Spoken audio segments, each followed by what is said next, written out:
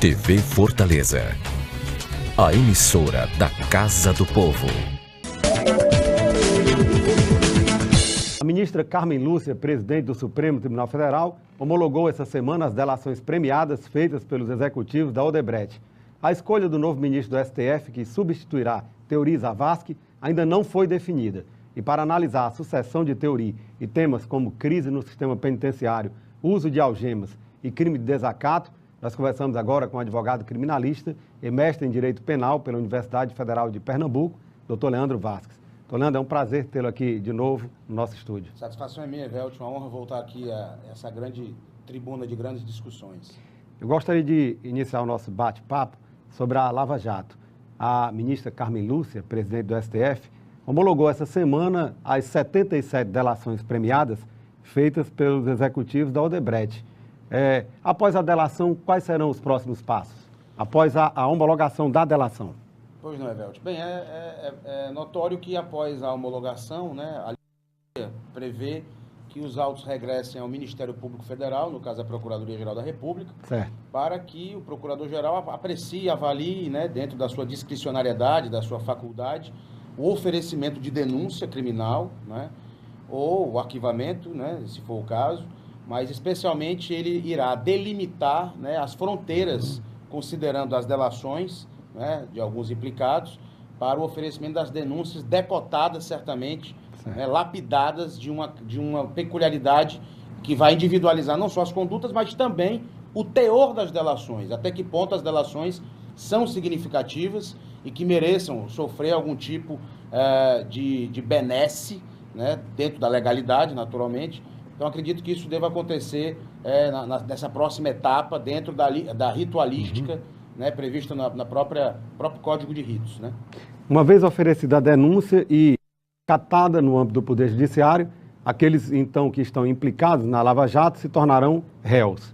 Isso, se tornarão réus e aí se discutir naquilo que se denomina de instrução criminal, né, onde certamente as testemunhas indicadas pelo Ministério Público serão oitivadas. Certamente o ministro Supremo relatou, né, ele deverá, ou ele próprio conduzir a instrução, ou conforme também é previsto na legislação, ele pode delegar a um juiz instrutor, a um juiz auxiliar que possa conduzir as audiências e após a oitiva das testemunhas da acusação, também sucessivamente serão ouvidas as testemunhas indicadas pelos advogados de defesa e ao final, memoriais finais até o julgamento pelo plenário do Supremo. E só relembrando, aqueles que tiverem o foro privilegiado, ou melhor dizendo, foro por prerrogativa de função, responderão perante o Supremo Tribunal Federal. E os outros, o plenário do Supremo Tribunal Federal. Os que não tiverem o foro privilegiado, serão processados na primeira instância. Na primeira instância. Então, na verdade, são três etapas. Ou a primeira instância, né, a instância inicial, ou numa das turmas do Supremo, que são duas turmas, ou no plenário do Supremo Tribunal Federal. Vamos falar um pouco agora sobre a sucessão do ministro Teori Zavascki. Quais são os próximos passos para a escolha do novo ministro que ocupará essa cadeira que ficou vaga no Supremo? Olha, Velt, realmente, primeiro é lamentável, né, a tragédia que se abateu ao ministro Teori Zavascki, um magistrado de passado inatacável, de história modelar, recatado, discreto e bastante erudito, né? Mas, infelizmente, a tragédia possui esse nome justamente por ser assim, né? Ela não avisa quando chega. Mas a vida tem que seguir, né? Especialmente um processo dessa envergadura que é a Lava Jato, a Operação Lava Jato.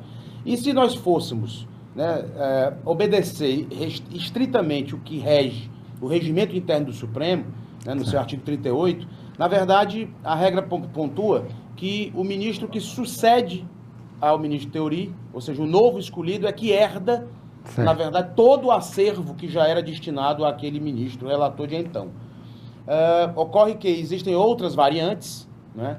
O presidente Michel Temer, eu até aplaudo essa iniciativa dele, esse posicionamento dele, já adiantou que não irá indicar, né, o sucessor de Teori, enquanto não houver justamente a definição interna corporis no Supremo de quem herdará o acervo de ministro Teori, o que já revela bom senso, né, uma lógica jurídica apontada aí, até porque, apesar dele não ser indiciado, não ser investigado, ele, Michel Temer, é citado em algumas delações. Então, acredito que ele agiu sim com zelo, agiu sim com prudência nessa medida.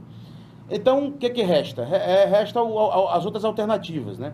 A própria ministra Carmen Lúcia está conversando individualmente com cada um dos ministros para tentar encontrar uma solução consensual e creio eu que deverá ser aquela onde ela submeterá a distribuição para um dos ministros remanescentes, claro. Um dos 9 ministros, né? Porque ela é a presidenta, ela não assumirá, e a outra vaga, o outro espaço está vago. Então, certamente, ela deverá submeter a um dos 9 ministros do plenário.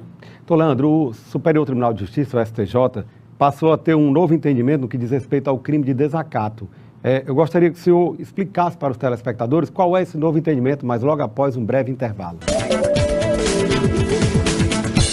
Nós voltamos a entrevistar o advogado criminalista Leandro Vasques. Então, Leandro, a pergunta que ficou no ar no bloco anterior foi sobre o novo entendimento no que diz respeito ao crime de desacato por parte do STJ e a questão da prisão, se é possível prisão no crime de desacato. Pois não, Evelte, veja só, né, em 95, né, surge no ordenamento jurídico brasileiro a lei dos juizados especiais, né, que ficou assim denominada. E ali ela criava a figura dos chamados crimes de pequeno potencial ofensivo, que eram delitos cuja pena máxima prevista, cuja pena máxima combinada fosse limitada ao teto de 1 ano. Certo.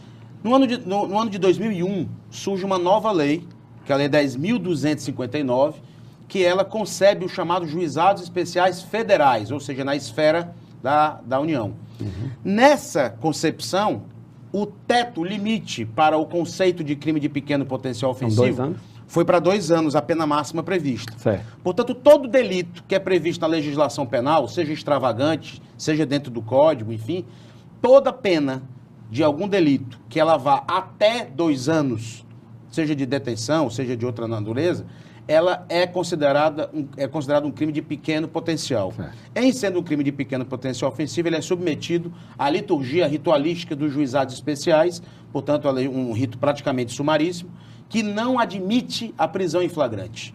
Ou seja, o indivíduo que praticar um crime, como a calúnia, uma injúria, uma difamação, um desacato, etc., um crime de pequeno potencial ofensivo, um crime de ameaça, ele não pode ser preso em flagrante. Certo. Ele pode, sim, ser conduzido à unidade policial para ali ser lavrado o chamado termo circunstanciado de ocorrência. O famoso TCO. O famoso TCO, que é um outro procedimento diferente do inquérito policial e que é conduzido pela autoridade policial e depois remetido a um dos juizados especiais competentes. Portanto, o crime de desacato, na sua essência, ele não admite a figura da prisão, do aprisionamento, do confinamento, nem da prisão em flagrante. Ele admite, sim, a possibilidade do indivíduo ser conduzido à unidade policial e lá ser lavrado um termo circunstanciado de ocorrência, considerando que o desacato, assim como outros delitos, é considerado de pequena lesividade social e, portanto, não é tratado com a medida da prisão, não é? Um outro tema que gera bastante polêmica diz respeito à utilização de algemas. Houve alguma mudança recente no que diz respeito ao uso de algemas? Olha, na verdade, houve uma mudança também com relação à interpretação do delito de desacato, né? A 5ª turma do STJ, do Superior Tribunal de Justiça, né, em setembro do ano passado, julgando um recurso especial que foi interposto pela Defensoria Pública do Estado de São Paulo, questionou a tipicidade, questionou a utilidade da permanência do tipo penal, do delito de desacato dentro do ordenamento jurídico brasileiro.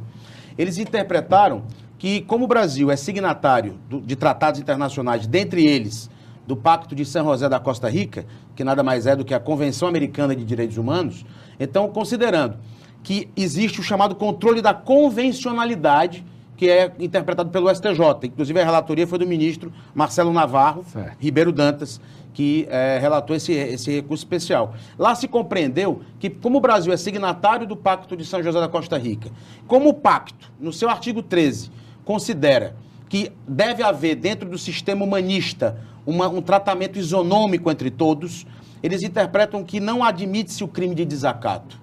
Porque o crime de desacato simbolizaria como se um agente público, um agente do Estado, fosse superior ao cidadão comum. Então isso fraturaria, isso colidiria frontalmente com esses princípios de direitos humanos, enfim, e o que se admite é que, quando o indivíduo ofender uma autoridade, ele pode sim ser responsabilizado criminalmente, mas pelos crimes contra a honra. que existem comumente e são aplicados a qualquer cidadão. E não o crime de desacato, que, segundo essa interpretação do STJ, ele poderia... Nessa leitura da quinta turma, o crime de desacato não existe mais no ordenamento jurídico. Ele teria sido asfixiado por essa compreensão e pelo tratado, pela Convenção Americana de Direitos Humanos, que é considerado, portanto, uma norma supralegal e que impõe-se ao ordenamento jurídico brasileiro. Desse modo, para esse entender, né, do ministro Marcelo Navarro Ribeiro Dantas, do STJ, e da quinta turma, que a unanimidade acolheu o seu entendimento, o crime de desacato estaria, entre aspas, revogado do ordenamento brasileiro, e se uma autoridade pública for ofendida por um cidadão comum, aquilo tem que ser interpretado como um crime contra a honra, ou seja, uma calúnia, uma injúria ou uma difamação. E não mais um desacato. E com relação ao uso de algemas, o que mudou?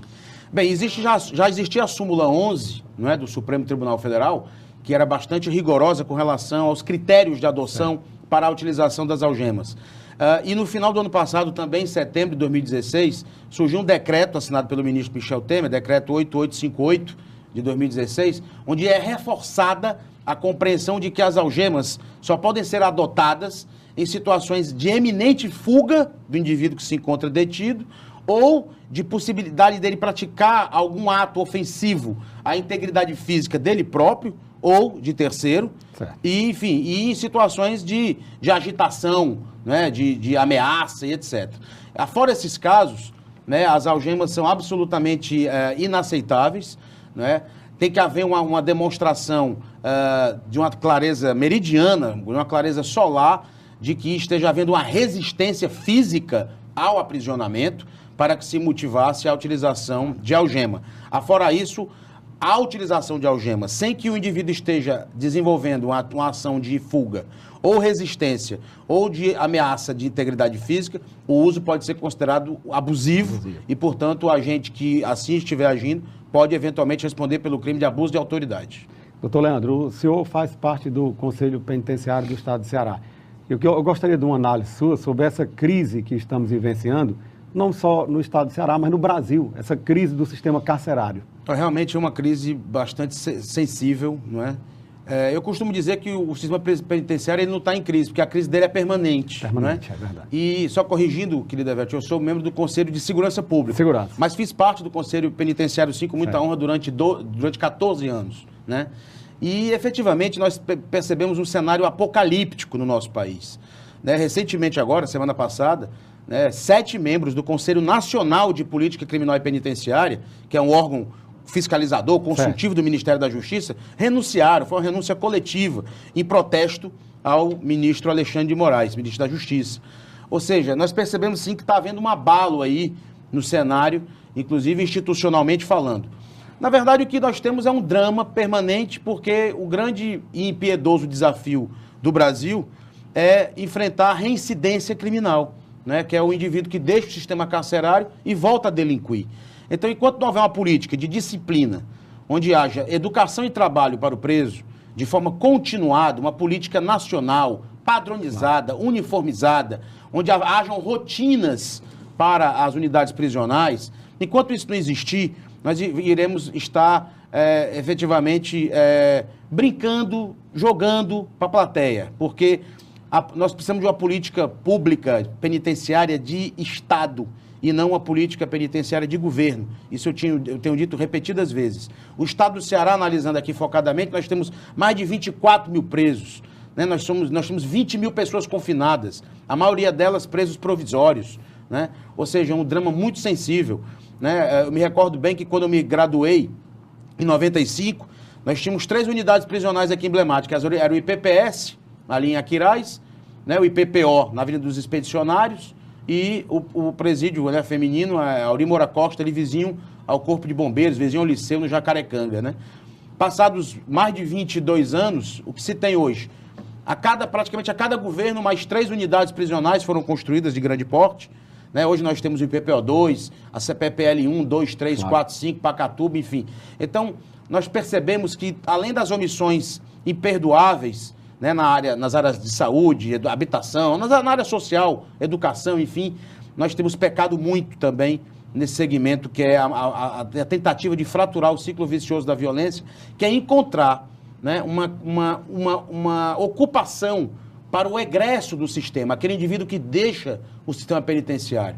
Mas para que isso aconteça, para que ele possa encontrar uma atividade posterior à sua trajetória prisional, ele tem, obviamente, que ser capacitado para isso. E, lamentavelmente, nem 10% da população carcerária cearense, nem 15% da população carcerária brasileira está, nesse momento, enfrentando o ócio prisional com trabalho ou educação.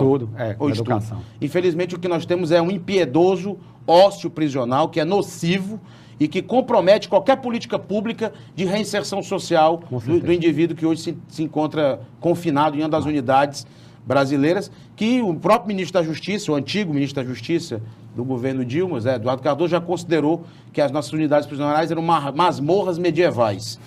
Só que não basta considerar, nós temos que enfrentar isso, né? Nós temos que transformar, e a política penitenciária não pode se resumir a concreto armado. Nós temos sim que ter uma política de enfrentamento do ócio com rotinas prisionais, com disciplina, educação e trabalho para o preso. Sem isso, nós estaremos aí vivenciando uma alegoria permanente e crises permanentes no sistema carcerário brasileiro. Com certeza. Então, Leandro, infelizmente nós estamos chegando ao final da entrevista. O programa Mundo Jurídico agradece a sua presença e abre espaço agora para as suas considerações finais. Pois não, Evelto, o que me anima é que agora nós temos, né, já tivemos bons secretários de Justiça aqui no Estado, doutora Mariana Lobo, doutor Hélio Leitão, pessoas com formação humanista, e agora tem como desafio na Secretaria de Justiça a doutora Socorro França, que dispensa comentários, um currículo modelar, né, de boa prestação de serviço, uma humanista também, e ela tem um grande desafio, né, que é enfrentar esse cenário delicado. Mas nós fazemos votos que logo seja aprovado o fundo penitenciário estadual, até para que possa receber, se é que já não recebeu, os 52 milhões de reais que o Fundo Penitenciário Nacional destina para o Estado do Ceará em socorro desse cenário dantesco que é a crise do sistema, nacionalmente falando, e que nós também temos que enfrentar aqui no nosso Estado. Então, me coloco à disposição, sentinela qualquer novo convite, e parabenizo o programa por ser esse celeiro de grandes debates, discussões qualificadas do direito e de assuntos de interesse da sociedade. Obrigado.